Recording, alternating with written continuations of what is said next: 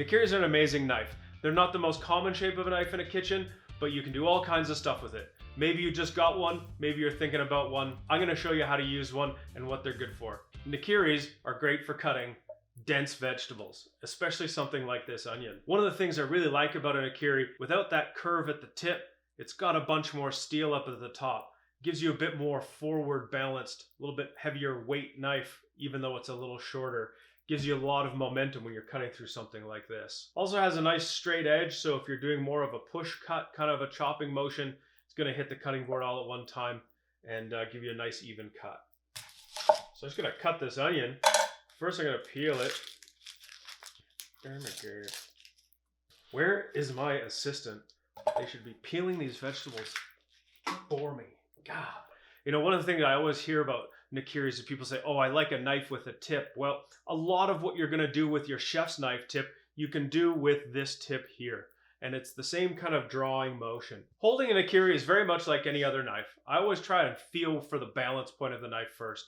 And Nakiris are designed to have a bit more of a tip forward weight. That's great. We're going to learn how to use it to our advantage here.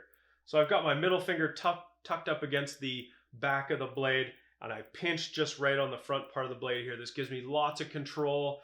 I can use the knife pretty quickly and easily, but I'm not gripping it with a lot of strength, so my hand's not going to get tired out. So I want to slice this onion up. I'm going to use this technique where I'm going to slice through. Oh Jesus, this is a nice knife. Look at that, like nothing.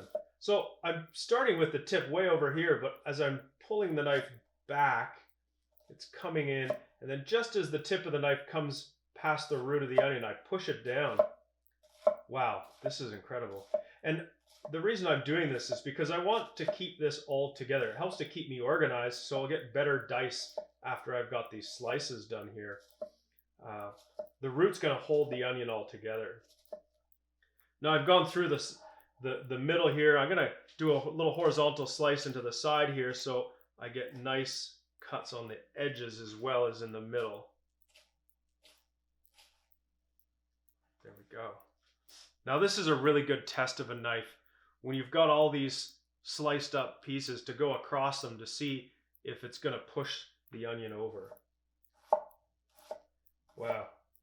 The knife just slides right through everything there.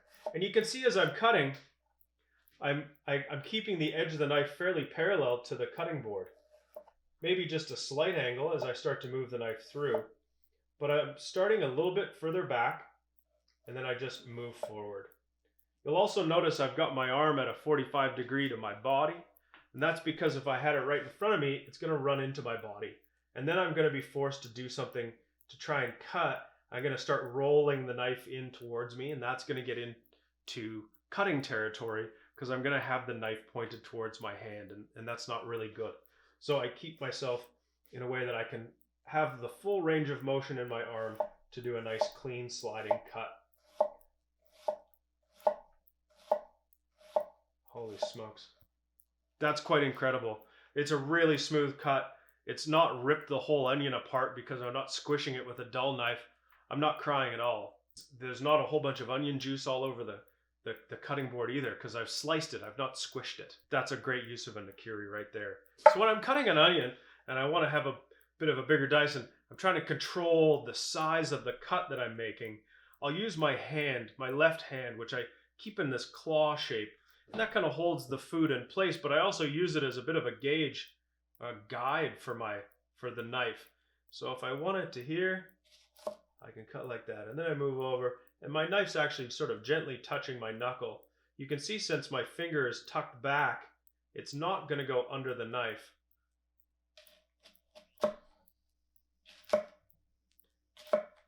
Now I got this nice big diced onion for a soup or a stew or something.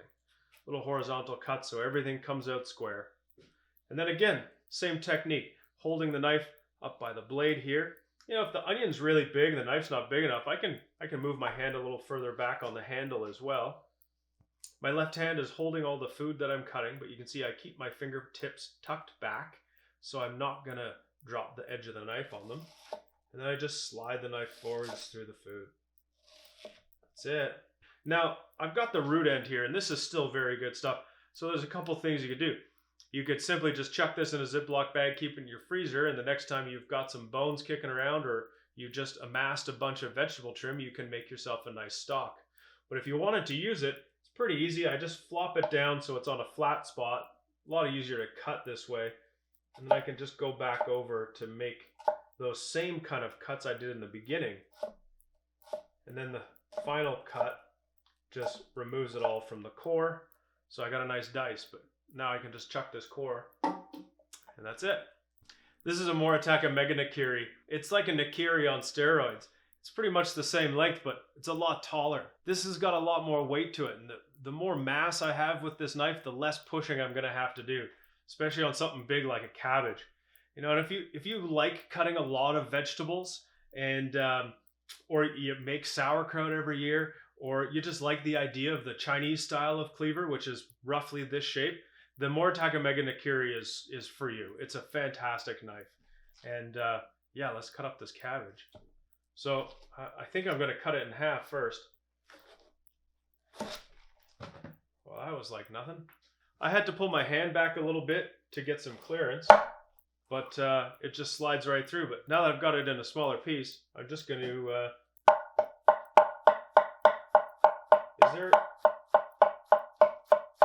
Is there even a cabbage there? You cannot feel it at all. That's incredible. Super nice. All that weight, this really nice hammered texture on the finish of the blade, doesn't stick whatsoever. This knife is amazing. It's just falling through this cabbage like it's not even there.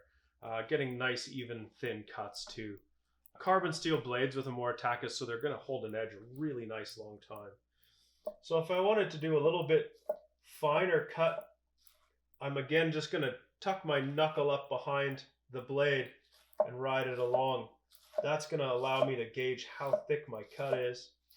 And this thing can shave this cabbage. Again, when I'm cutting with these knives, I'm not just shoving it straight down. That will work, but it leads you to a bad habit of twisting and scraping if you don't cut all the way through the food. So I try to slide the knife as it goes down. And you can even, with a Nakiri, especially one that's got a straight of an edge like this, is you don't have to give it much of an angle at all. You can just slide it and it hits the cutting board. It's getting a little bit tall, so I'm going to flip it over onto a flat spot. This is officially the knife of coleslaw. Nakiris are great for cutting herbs. This is mint. This technique I'm going to show you works great for basil too. It's called the chiffonade, and the Nakiri is a particularly good knife for doing it. Something that's really important about cutting fresh herbs is to not chop them up in a really rough manner that ends up damaging and bruising them. All the nice aromas leave the mint and the herbs you're cutting, and they're not there when you want them when you're eating the food. They end up tasting oxidized and almost like they came out of the back end of a lawnmower. Gently cutting something soft like mint or basil will pay off. You'll have a lot more flavor, and it won't look black and ugly. It'll look nice and green. One good way to do that is by taking all these leaves and stacking them up together so they're kind of matching the direction they're going. Then I take this pile and I'm just going to roll it. I'm not squishing it. I'm not crunching it. I don't feel it breaking underneath the pressure of my fingers, but I've got a tight little bundle here. Now I'm going to take this little bundle of mint and I'm going to take my Nakiri horizontally and just make one little incision on the side. Now I'm going to make super fine little slices into the mint. I'm going to hold the knife a little bit further up on the blade so I've got some nice control. I've got my left hand in the claw shape just down on top of the mint, holding it in place. And now I just go back and forth over it.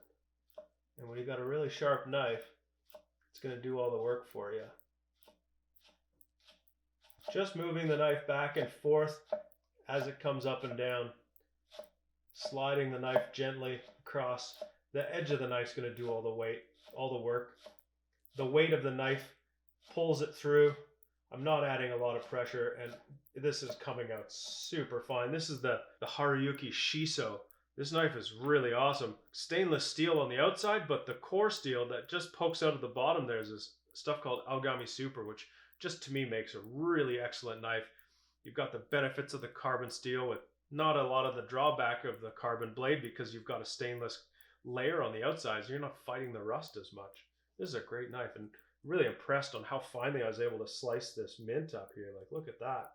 I'm going to shave this fennel, and I'm going to use this Mega Nakiri to do it. I really like shaved fennel, and often it's better to do it with a mandolin, but I want to put this knife to the test and see how well it works. And, frankly, I think this is the best choice for shaving something super thin and even.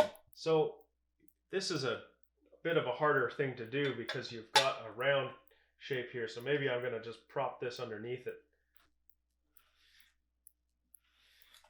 Just really carefully lining the knife up, and it bites in just as I put a bit of a slide to it, and then I add a little bit of downwards force. And I'm getting some really nice slices here. The Moritakas make such beautiful knives. They're so sharp. This texturing on the outside comes from some additional hammering, and that gives this knife the ability to float right through food without binding up much. You want to shave this really nicely, you're going to take some time to do it right. It's not a fast cutting technique. So if you're into Zen and the art of food prep, this is the kind of technique you want to get into. It's also kind of fun sometimes to push your skills to see if you can make yourself any better with a knife than you normally are. I'm going to try this Masashi VS1 or the Masashi Koi to see how it compares. Oh, it's pretty nice too. Fennel's a really nice, mild tasting vegetable with a bit of that anise sort of a flavor to it. I think this is a great thing to do if you're going to cook salmon, you're going to wrap it up in some foil, throw a whole bunch of shaved fennel on top, and when it comes out, hit it with some fresh olive oil and lemon juice and use it as a garnish on your piece of salmon you just barbecued. Otherwise, I'd mix this into any salad or any sort of a coleslaw. It's got a great texture and a great flavor. I think celery is delicious. I know there's someone out there who hates celery and think it's disgusting. But you know what? It does have flavor. And what it has even more than flavor is glutamic acid. And what that does is make all of its friends around it taste better. I like adding it to stir fries for sure. And I like cutting it on a bit of an angle. I mean, that's me. I'm a little bit biased. I cut it about a 45-degree angle and it gives a nice cool shape. Yeah, it's nice when you're eating food that it doesn't look the same every day. You can cut it straight across, but it's kind of boring. And frankly, you have something a little bit bigger to pick up with your chopsticks. It's a little easier to grab a hold of. When I go to make the cut, I can pick the heel of the knife up, aiming the tip slightly down towards the cutting board. As soon as the tip hits the cutting board, I drop my hand and follow through with the rest of the knife. That's really all you gotta do here. Can I pick it up and put it down and chop it backwards? Sure can. Whatever you're doing, when you're dragging your knife across the cutting board, you're dulling the edge. Doesn't mean it's the end of the world, you haven't destroyed it. Just means you're gonna have to sharpen the knife sooner. If you do cut a bunch of stuff and you want to move the food around on your cutting board and you want to save the knife, flip your blade over, use the spine, use that to shuffle stuff off to the side and give yourself a nice clear workspace. Green onions are a great little vegetable and they add a nice freshness with a bit of a bite. They're also a good test for the sharpness of a knife. All those layers can be a little bit slidey if your knife's not sharp enough to cut through them. I just like to cut the roots off there, and then I cut the tops and the bottoms off and cut them up separately. Wow, this knife just flies right through them. One thing with this Nakiri that's quite nice is the very tip of it is actually quite round. So this part here makes it really smooth when I'm doing this rolling chop maneuver. Because if it's too square, sometimes the tip will dig into the cutting board and that doesn't feel good. So I like doing this. This knife is fast. Holy smokes.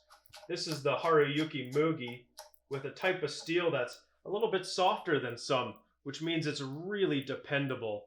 It doesn't require a lot of maintenance. If you run into something a little bit harder, there's a good chance it'll be just fine. And yeah, it's really nice to sharpen, holds an edge, but can take a bit of a beating in comparison to some other Japanese steel that we've got. I hope this video has helped you to get a little bit better understanding of a Nakiri. It's not a one-trick pony. It's a knife that is often just thought to be only for vegetables, but you can do all kinds of stuff with it. Often people find it becomes their go-to knife in the kitchen. If you've enjoyed this video, please like it and subscribe to our channel. Hit the notification bell and you'll get notified when there's new videos. If you've thought of anything else that we didn't cover about Nakiris that you think people should know about, drop them in the comments below. Thanks for watching. This has been Knifewear TV. Rock and roll.